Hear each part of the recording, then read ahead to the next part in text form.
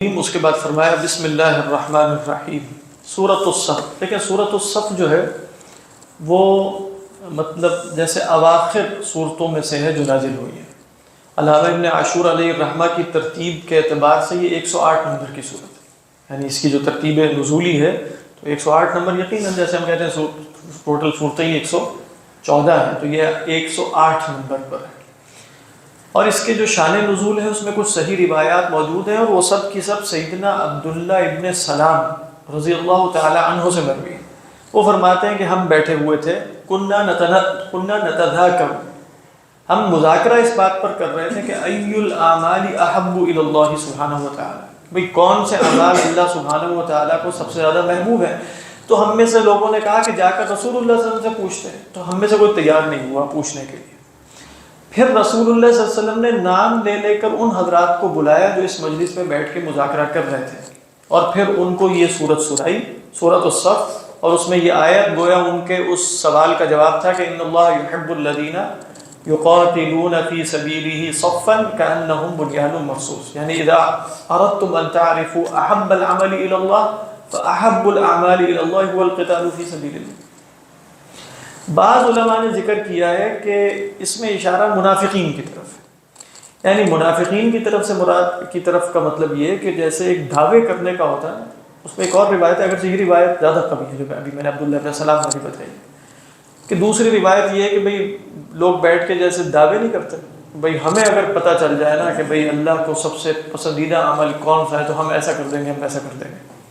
اور منافقین سب سے زیادہ بھاگتے اللہ کی راہ میں قتال سے، تو لہذا اللہ تعالیٰ نے فرمایا کہ ٹھیک ہے بتا دیتے، اللہ کو سب سے محبوب عمل جو ہے وہ قتال ہے۔ تو پھر جیسے بالکل بیٹھ گئے تو اللہ تعالیٰ فرماتے ہیں لما تقولون ما لا تفعلون، یعنی کنتم تقولون انکم اذا عرفتم احب العمل الى اللہ فانکم ستعملون به فاذا عرفتم ماذا حدث، اس کے بعد کیا ہوا، تو لما تقولون ما لا تفعلون واللہ اعلم۔ تو یہ روایات ہیں اس کے شان نزول کے حوالے سے، اور قوی رائے یہی ہے کہ یہ پوری کی پوری صورت ایک ساتھ نازل ہو رہی ہے، سورۃ الصف۔ بسم اللہ الرحمن الرحیم، سبح للہ ما فی السماوات وما فی الارض، اس پر کئی دفعہ گفتگو ہو چکی، تسبیح پر بھی، اور یہ کہ ماضی کا صیغہ آتا ہے کبھی مسبحات میں، کبھی مضارع کا آتا ہے، قرآن مجید میں مصدر بھی آیا اور فعل امر بھی آیا، تو جتنی بھی صورتیں ہو سکتی ہیں وہ سب کی سب جمع ہو گئیں۔ تسبیح بیان کرتی ہے اللہ کے لیے ہر وہ شے جو آسمانوں میں ہے اور ہر وہ شے جو زمین میں ہے، وَهُوَ الْعَزِيزُ الْحَكِيمُ، اور وہ غالب ہے۔ عزیز کا معنی بھی ہم کئی دفعہ عرض کر چکے ہیں۔ الحکیم ہے، حکیم دو معنوں میں ہے، یا تو حکمت والا ہے، یعنی حکمت کا تعلق علماء کے نزدیک کس صفت سے ہے اللہ کی، کون سی صفت، یعنی صفت حکمت کس صفت، 7 صفات آپ نے پڑھی ہوں گی علم کلام میں یا عقیدے میں، اس میں سے کس صفت سے تعلق رکھتی ہے، علم، یعنی علماء کے ہاں، علماء اشاعرہ کے ہاں حکمت صفت علم۔ کچھ اصحاب ماتریدیہ ایسے ہیں جو حکمت کو ایک الگ صفت بیان کرتے ہیں، وہ کیا ہے، اللہ عبث نہیں کرتا، یعنی کوئی کام ایسا نہیں ہوتا جس کے کوئی عواقب حمیدہ نہ ہو، عواقب حمیدہ نہ ہو۔ اس کے نتیجے میں وہ بتائیں گے کہ بھئی حکمت کا تقاضا ہے کہ رسول مبعوث ہو۔ کیسے؟ کیونکہ اللہ نے جب ہمارے اندر ایک طلب ہدایت کی رکھی ہے تو کوئی بتانے والا آئے گا، آنا چاہیے کہ نہیں آنا چاہیے، تو اللہ نے جب یہ طلب رکھ دی اور بتانے والا نہ بھیجے تو وہ کہیں گے یہ خلاف حکمت لگتا ہے۔ مثال کے طور پہ پانی کی پیاس ہمارے اندر ہے، پانی کا دنیا میں وجود نہ ہو، کہا جائے گا یہ کیا ہے، تو یہ حکمت ان کے ہاں کیا ہے، عواقب حمیدہ، ان کے ہاں کیا ہے، مجرد العلم۔ تو اور دوسری رائے یہ ہے کہ یہ صفت فعل، صفت فعل کا مطلب ہے پھر یہ احکام سے۔ حکیم کون ہوتا ہے، جو محکم ہے، جو اپنے افعال کو غائب درجے میں احکام اور اتقان کے ساتھ انجام دے، وہ حکیم ہے۔ ٹھیک، تو یا ایھا الذین آمنوا لم تقولون ما لا تفعلون، اے اہل ایمان کیوں کرتے ہو جو تم نہیں، بلکہ لم تقولون کیوں کہتے ہو، ما جو، یعنی تقولون کا مقول کیا ہے، ما، اور ما کا صلہ کیا ہے، لا تفعلون، تم وہ بات کیوں کہتے ہو جو نہیں کرتے، جو نہیں کرتے، بالکل ایگزیکٹ ترجمہ یہ ہوگا، وہ بات کیوں کہتے ہو جو نہیں کرتے۔ لیکن اس آیت کا تعلق علماء نے کہا اصلاً قتال سے ہے، کہ جن لوگوں نے کہا کہ ہم ایسا کریں گے ویسا کریں گے، ان کو کہا جا رہا ہے کہ تم یہ کہہ رہے تھے اب ایسا کیوں نہیں کرتے۔ یہاں علماء نے ایک بحث کی ہے، فقہ کی کتابوں میں بھی، کچھ تفسیر کی کتابوں میں بھی آپ دیکھیں گے، وعدہ پورا کرنا واجب ہے کہ نہیں، بات واضح ہے کہ نہیں؟ یعنی آپ دیکھیں کہ لما تقولون ما لا تفعلون میں انہوں نے کیا داخل کیا، وعدہ۔ میں نے کہا میں یہ کام کروں گا، آپ سے کہا، سمجھ میں آ رہی ہے کہ نہیں کیا، وعدہ خلافی کی، وعدہ کیا کی؟ خلافی۔ یہ وعدہ پورا کرنا واجب ہے یا مستحب ہے، یہ ہے بات۔ اب آپ کا کیا خیال ہے، وعدہ پورا کرنا واجب؟ یعنی جمہور علماء کا خیال ہے کہ وعدہ پورا کرنا صرف مستحب ہوتا ہے، یعنی اگر میں آپ سے کوئی کام کہوں کہ میں یہ کام کروں گا، یعنی اس سے عدالت پہ فرق نہیں پڑتا۔ مستحب ہوتا ہے، واجب کب ہوتا ہے؟ صرف امام مالک علیہ الرحمہ کے ہاں کس صورت میں؟ کہ اگر میں آپ سے کوئی ایسا وعدہ کروں جس وعدے کے نتیجے میں آپ پر کوئی مالی توان آ جائے، وہ پورا کرنا واجب ہوتا ہے۔ یعنی مثال کے طور پر میں آپ سے کہوں آپ شادی کرنا چاہتے ہیں، یہ مثال دی ہے انہوں نے فقہا نے، آپ شادی کرنا چاہتے ہیں، آپ کے پاس مہر کی رقم نہیں ہے، میں کہتا ہوں آپ جا کے شادی کرو، مہر کی رقم میرے ذمہ ہے۔ مہر کی رقم کس کے ذمہ ہے؟ میرے ذمہ۔ اب آپ جا کے شادی کرتے ہیں، مہر لینے آتے ہیں، میں تو کوئی نہیں دے رہا، میں تو وعدہ کیا ہے بس، میں کیوں دوں؟ تو یہ وعدہ چونکہ اس پر ایک پینلٹی پڑ رہی ہے، ایک مالی توان لازم آ رہا ہے، اس کے نتیجے میں یہ کیا ہوگا؟ یہ واجب ہوگا۔ بات واضح ہے کہ نہیں؟ لیکن اس کے سوا ویسے میں نے آپ سے کہا کہ کل میں آپ کو بلاؤں گا، کل آپ کی دعوت کروں گا، پرسوں یہ کام کروں گا، ترسوں یہ کروں گا، نہیں کیا میں نے، تو فقہا یہ کہتے ہیں کہ یہ کرنا چاہیے، مکارم اخلاق میں سے ہے، سب کچھ ہے، لیکن یہ مستحب، وعدہ قرآن و حدیث نہیں ہوتا۔ خلاصہ یہ اس کو بھی معلوم ہونا چاہیے کہ میں واجب نہیں، جذبات کو ٹھیس اس وقت پہنچے گی جب اس کو یہ ہو کہ کیا کہ ان کے ذمہ پورا کرنا واجب ہے اور یہ نہیں کر رہے ہیں۔ جب آپ توقع ہی نہیں لگاتے کہ واجب ہے تو ٹھیس بھی کوئی نہیں پہنچتی۔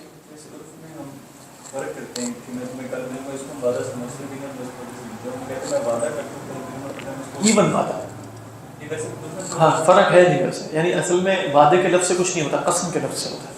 یعنی اگر آپ کہیں، ہاں ہم فرق کرتے ہیں اپنے محاورے میں، یعنی میں کل کروں گا یہ کام تو ہو سکتا ہے آپ یہ نہ سمجھیں اتنا، لیکن اگر میں کہوں کہ میں وعدہ کرتا ہوں یہ کام کروں گا تو یہ قول مؤکد ہو جاتا ہے۔ لیکن اس کی مؤکد ہونے کی شرعی حیثیت کب بنتی ہے؟ جب آپ کہیں اقسم، یعنی اقسم باللہ انی سافعل ھذا، تو یہ تو واجب ہے، قسم کا پورا کرنا تو واجب ہوتا ہے۔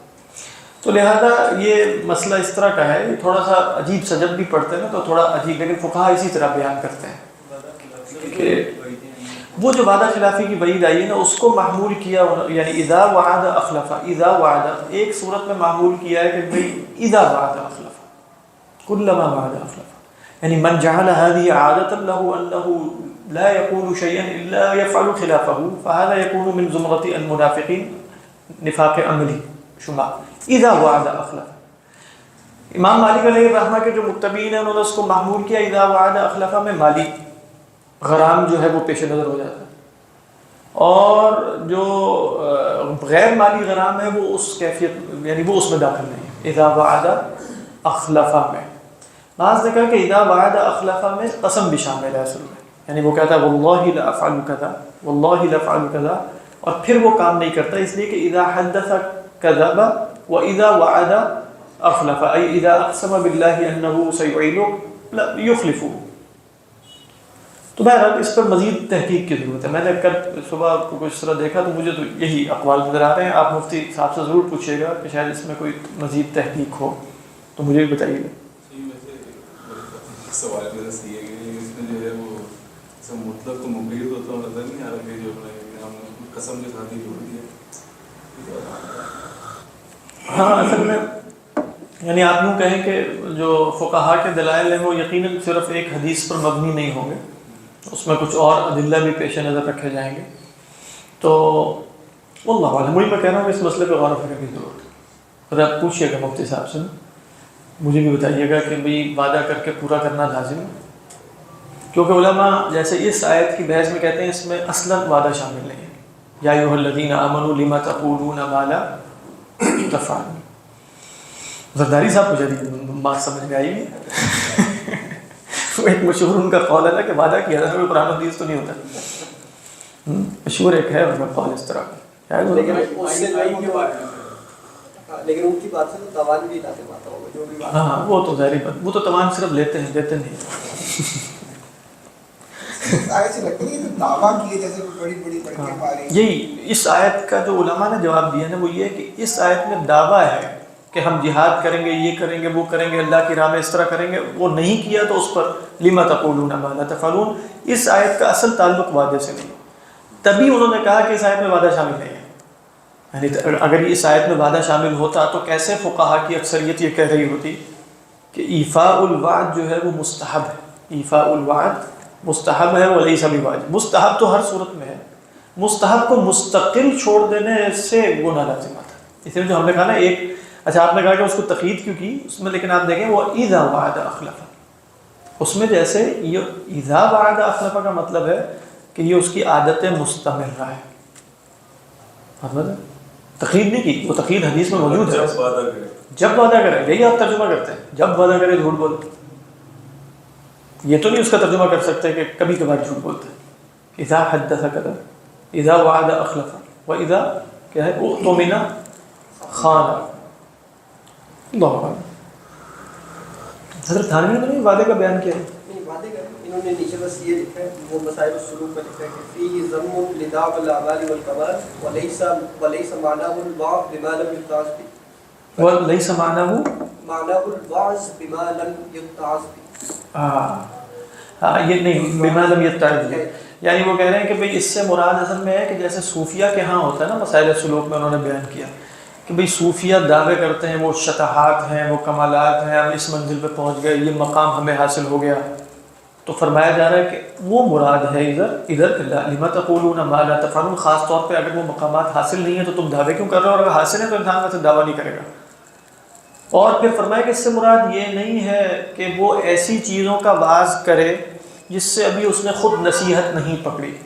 یعنی یہ تو ہو سکتا ہے نا کہ بھئی میں امر بالمعروف اور نہی عن المنکر کر رہا ہوں، قطع نظر اس کے کہ میں ابھی خود عمل نہیں کر رہا، پھر بھی میرے اوپر دو واجب ہیں نا. کون سے دو واجب ہیں؟ کہ میں خود معروف پر عمل کروں اور منکر سے رکوں، یہ پہلا واجب ہے. دوسرا واجب کیا ہے؟ میں اپنے قریبی لوگوں کو امر بالمعروف اور نہیں. کیا پہلے واجب کا ترک دلیل بن سکتا ہے ترک واجب ثانی کی؟ نہیں بن سکتا. تو وہ کہہ رہے ہیں کہ ہاں وہ اس سے سمجھا جاتا ہے اتأمرون الناس بالبر وتنسون انفسکم وانتم تتلون الکتاب. ان میں آگے یہ لکھا فإنه لو كان مرادا لكان لما تأمرون بما لا تفعلون ويدل على ما ذكرته. لیکن اگر وہ آیت لائی جائے اتأمرون الناس بالبر، ہاں لیکن وہاں بھی آپ دیکھیں اتأمرون الناس بالبر وتنسون انفسکم، اس آیت کو بھی غلط سمجھا جاتا ہے. یعنی آپ دیکھیں کہ اللہ نے یہ کہا اتأمرون الناس بالبر ولا تفعلون به، بلکہ کیا کہا وتنسون انفسکم. تو اس کا مطلب کیا ہوا؟ اگر انسان دوسروں کو امر بالمعروف کر رہا ہے اتأمرون الناس بالبر، اپنے آپ کو نہیں کر رہا عمل، یہ مذمت ہے. یہ ابھی عمل سے اس کا کوئی تعلق نہیں ہے، دور دراز کا. تنسون انفسکم ماذا، جس کا حکم دے رہے ہو اتأمرون الناس، تو تنسون ان تأمروا انفسکم بالبر، یہ جو کام کرے گا نا وہ تو پکا ویسے دو نمبر آدمی ہوتا. سیدھی سی بات ہے. یعنی جو بعض و نصیحت کرے اور اس کے دل میں ضمیر کبھی کو چوکا بھی نہ لگا رہا ہو، نہ اس کا ضمیر اسے کہہ رہا ہو کہ تم بھی کرو تم بھی کرو، تو وہ تو محض دنیا داری کے لیے کام کرتا ہے. تو اس لیے کس کو خطاب کیا جا رہا ہے وہاں؟ علماء یہود کو خطاب کیا جا رہا ہے. وہ گھر ہی اس طرح رہے. اتأمرون الناس بالبر وتنسون انفسکم وانتم تتلون الکتاب افلا تعقلون. مطلب یہ بات بالکل غیر معقول ہے. یہ غیر معقول، واقعی غیر معقول ہے. یہ معقول کب بنے گی؟ اگر اس کے دل میں ایمان نہیں ہوگا. لہذا وہاں بھی علماء نے کہا کہ امر بالمعروف اگر انسان کر رہا ہے اور خود اس پر عمل نہیں بھی کر رہا، اچھی بات نہیں ہے یہ، لیکن امر بالمعروف اور نہی عن المنکر کا فریضہ اس سے ساقط نہیں ہوگا. بات واضح؟ تو یہاں بھی حضرت تھانوی یہی فرما رہے تھے کہ والوعظ بما لم يتعظ، یہ کہہ رہے تھے. تو یہ بھی اہم بات.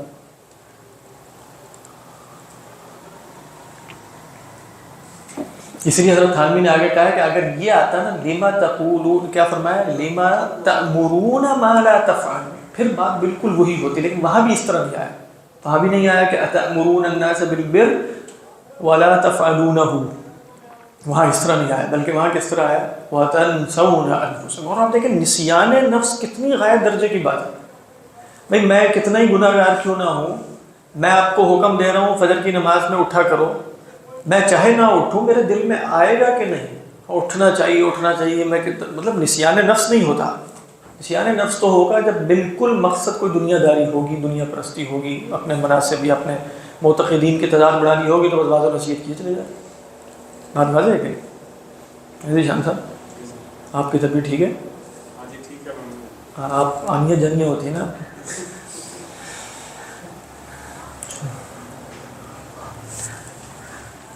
کبر مقتا عند اللہ ان تقولوا ما لا تفعلون۔ کبورہ میں ہوا کی ضمیر مستتر کس کی طرف جا رہی ہے؟ کہا کہ ما لا تفعلون کے اندر اور جو مصدری مفہوم ہے نا، یعنی قولکم بما لا تفعلون، یہ کیا ہے؟ ہوا، کبورہ بڑا ہوا، یہ سمجھ میں آ رہی ہے کہ نہیں؟ تو کبورہ میں ہوا کی ضمیر مستتر پیچھے ایک متضمن مصدر کی طرف لوٹ رہی ہے، متضمن مصدر جو اس کے اندر پنہا ہے۔ اور مقتن کیا ہے؟ مقت کہتے ہیں مقت ینقت مقتن، شدت البغض، محض بغض نہیں، ایسا بغض جس کے اندر غائب درجے کی بیداری اور نفرت ہو۔ تو کبورہ یہ فعل بہت بڑا ہوا ہے، کس اعتبار سے؟ تمیز ہے نا یہ کبورہ مقتن، بیداری کے اعتبار سے، نفرت کے اعتبار سے، کس کے ہاں؟ عند اللہ۔ بلکہ کبورہ کا جو ہم اتنا زوردار مفہوم ہوا تلاش کر رہے تھے وہ تو اسم آگے ہی آ رہا ہے، ان تقولوا ما لا تفعلون، یعنی کبورہ ان تقولوا ما لا تفعلون مقتا عند اللہ۔ جو ان تقولوا ما لا تفعلون یعنی قولکم بما لا تفعلون، ان مصدریہ ہے، یہ کبورہ کا کیا ہے؟ فاعل، یہ کبورہ کا فاعل ہے، اور مقتن جو ہے وہ تمیز ہے، اور عند اللہ متعلق بالمقت ہے، یعنی مقت کس کے ہاں ہے؟ عند اللہ۔ اس کا مطلب یہ بہت بڑی بات ہے۔ دین میں دعوے جھگڑا کہ جیسے تھانوی علیہ الرحمٰن نے مسائل السلوک میں بتایا، جو دعوے ہیں نا ولایت کے اور فلانے اور اپنی نسبت سے کوئی اور دعویٰ کر رہا ہو تو اس پر راضی ہونا یا اس پر خوش ہو جانا، پھولے نہ سمانا، یہ سب فضول بات ہے۔ لا تحسبن الذين يفرحون بما اتوا ويحبون ان يحمدوا بما لم يفعلوا، یعنی کچھ خوش ہوتے ہیں ان کی تعریفیں ایسی باتوں پر کی جائیں کہ جو انہوں نے کی ہے، ان میں فلا تحسبنهم، یہ خاص سیاق ہے۔ ویسے حضرت عبداللہ ابن عباس نے کہا تھا کہ ہم میں سے ہر شخص خوش ہوتا ہے، یہاں مراد نہیں ہے۔ پھر انہوں نے یہود کا ایک قصہ سنایا، یہ ذہن میں رکھیے، لیکن ایک اشارہ ہے اس کے اندر، فلا تحسبنهم بمفازة من العذاب۔ جی اچھا، ان اللہ یحب الذین یقاتلون فی سبیلہ صفا، بے شک اللہ محبت کرتا ہے ان لوگوں سے جو قتال کرتے ہیں خدا کی راہ میں، اس کی راہ میں، صفا، یہ کس کا حال ہے؟ یقاتلون میں جمع کی ضمیر، صف بصف، گویا کہ، اب گویا کہ میں کأنہم میں، یعنی کأنہم فی الصف، یعنی وہ صف میں ایسے ہوتے ہیں، کأنہم بنیان مرصوص، گویا کہ وہ بنیان ہے، رص یرص، رسن کہتے ہیں، رساس کس کو کہتے ہیں آپ جانتے ہی ہوں گے، رساس سیسا جس کو لیڈ کہا جاتا ہے، لیڈ پینسل ہوتی ہے اس کو کیا کہتے ہیں؟ قلم، رساس۔ تو رص رسو کہتے ہیں بھئی سیسا پلانا، جیسے یعنی آپ دیوار ہے بیچ میں سوراخ ہے، یہ وہ ہے، تو سیسا پگھلا کر اس کو پلا دیا جائے تاکہ بالکل جو بھی فروج ہیں، جو بھی فتوحات ہیں وہ سب بند ہو جائے، تو یہ مرصوص ہے، رص یرص رصا فہو راص، اور مرصوص اس میں مفعول، فکأنہم بنیان مرصوص، گویا کہ وہ ایک عمارت ہے، ایک دیوار ہے سیسا پلا ہوئی۔ تشبیہ کیا ہے؟ کہ ایسے صف بصف لڑتے ہیں کہ بالکل بیچ میں کوئی خلا نہیں۔ خلا نہ ہونے کا مفہوم یہ نہیں ہے کہ خلا نہیں ہے، بعض علماء نے کہا دلوں میں کوئی خلا نہیں ہے، یعنی بالکل متحد ہو کر آپس میں مل کے قتال کرتے ہیں، یہی کہنا مل کے انہوں نے تلوار کی، اس طرح مل کر لگتے ہیں، گویا وہ ایک عبادت ہے جس میں سیسا پلایا گیا۔ وَإِذْ قَالَ مُوسَىٰ لِقَوْمِهِ يَا قَوْمِ لِمَ تُؤْذُونَنِي، اور جب کہا موسیٰ علیہ السلام نے اپنی قوم سے، اے میری قوم، لِمَ تُؤْذُونَنِي، کیوں تم مجھے اذیت دیتے ہو؟ یہاں اذیت سے دو مرادیں لی گئی، ایک مراد یہ ہے کہ یہاں اذیت عام ہے، مستقل اذیت نہیں دیتے رہے، کبھی بچڑا پرستش کر لی، کبھی یہ کر لیا، کبھی وہ کر لیا، کبھی قتال کے لیے تیار نہیں ہو رہا ہے۔ تو لِمَ تُؤْذُونَنِي کسی خاص واقعے کی طرف اشارہ نہیں ہے، بلکہ مطلق ہے جس میں تمام واقعات شامل ہیں۔ ایک رائے یہ، دوسری رائے یہ ہے کہ لما تؤذوننی میں خاص کسی اذیت کی طرف اشارہ ہے. اگر خاص کسی اذیت کی طرف اشارہ ہے تو مشہور آراء دو ہیں. ایک رائے یہ ہے کہ وہ جو انہوں نے ان پر ایک جسمانی تہمت لگائی تھی، یعنی سیدنا موسیٰ علیہ السلام میں کہ ان کے اندر ایک عیب ہے. تو وہ آپ حدیث جانتے ہیں، اللہ تعالیٰ نے ایک ایسا انتظام فرمایا کہ جس کے نتیجے میں بنی اسرائیل پر یہ بات واضح ہو گئی کہ وہ جسمانی عیب جس کا وہ دعویٰ کر رہے ہیں وہ ان میں نہیں ہے. دوسری رائے یہ ہے کہ اس سے ما قبل چونکہ قتال کا ذکر ہے تو یہاں خاص اس واقعے کی طرف اشارہ ہے جس میں کہا گیا تھا کہ فَاذْهَبْ أَنْتَ وَرَبُّكَ فَقَاتِلَا إِنَّا هَاهُنَا قَاعِدُونَ تو لِمَ تُؤْذُونَنِي. اور یہ بات قوی لگتی ہے اس لیے کہ ما قبل آیات جو ہیں وہ قتال کی ہیں. تو یا تو مطلق اذیت مراد ہے، اس کے واقعات بہت کثرت ہیں، یا خاص اذیت مراد ہے. خاص اذیت مراد ہے تو یا یہ ہے یا یہ بات ہے. حضرت تھانوی نے کیا مراد ہے؟ یہ سب انہوں نے لکھا وہ ایذائیں مختلف طور پر تھیں، جس میں سے بعض قرآن مجید میں بھی خصوص سورہ بقرہ میں مذکور ہے اور حاصل ان سب کا عصیان و مخالفت. ہاں وہی، یعنی یہ حضرت تھانوی نے کہا کہ لما تؤذوننی میں مطلق ایذا مراد ہے جس کے کثرت سے واقعات سورہ بقرہ میں موجود ہیں. وَقَدْ تَعْلَمُونَ أَنِّي رَسُولُ اللَّهِ إِلَيْكُمْ، حالانکہ تم جانتے ہو واو حالیہ ہے کہ میں تمہاری طرف اللہ کا رسول ہوں. فَلَمَّا زَاغُوا زَاغَ يَزِيغُ زَيْغًا، زَاغَ يَزِيغُ یہ عموماً معنوی ٹیڑھ کے لیے آتا ہے. یعنی یہ نہیں کہا جائے گا، اگرچہ بعض علماء کہتے ہیں کہ مجازاً کہہ دیا جاتا ہے زاغ الجدار مثلا، لیکن اصلاً کیا ہے؟ زاغ قلبہ، زاغ عقلہ، زاغ فکرہ، زاغ رأیہ. اب یہ سب چیزیں کیا ہیں؟ فکر، رائے، عقل، قلب، یہ سب معنوی امور ہیں. تو اس کے اندر ٹیڑھ آ جائے نا بالکل، تو یہ کیا ہے؟ زیغ. ربنا لا تزغ قلوبنا بعد اذ ہدیتنا. تو فلما زاغوا جب وہ ٹیڑھے ہوئے، ازاغ اللہ قلوبہم تو اللہ نے ان کے دلوں کو ٹیڑھا کر دیا. بات بات ہے. اس آیت کو اگر ہم اعلیٰ طریق الماتریدیہ سمجھیں گے تو ایش سیکون المراد المراد بأنهم لما ارادوا بإرادتهم الجزئية وهي ليست موجودة ولا معدومة. لما ارادوا بإرادتهم الجزئية ماذا ارادوا بها؟ الزيغ. فالله سبحانه وتعالى استجابا لإرادتهم الجزئية خلق الزيغ في قلوبهم. اس کو ہم اس طریقے پہ سمجھیں على طريق الماتريدي على طريق الأشاعرة كيف سلفا فلما زاغوا أزاغ الله قلوبهم. اس سے ما قبل ایک اور ارادہ ہوگا. فلما زاغوا بإرادة الله سبحانه وتعالى سهل الله لهم سبل الزيغ أي ان کے لیے فأزاغ قلوبهم. اما على طریق المعتزلہ تو وہ کیسے کہیں گے؟ فلما زاغوا ازاغ اللہ قلوبهم ای فلما زاغوا بارادتهم وخلقوا الزیغ فی قلوبهم والزیغ فی عملهم سهل الله لهم طرق الزیغ لأن الله سبحانه وتعالى سنته هكذا اذا اراد الله العبد خيرا يسر الله له الخير واذا اراد شرا يسر الله له الشر. هذه الآية على معتقدات الثلاثة استثناء على طريق الأشاعرة وعلى طريق الماتريدي وعلى طريق المعتزلة ولا أدري على طريق السلفية كيف.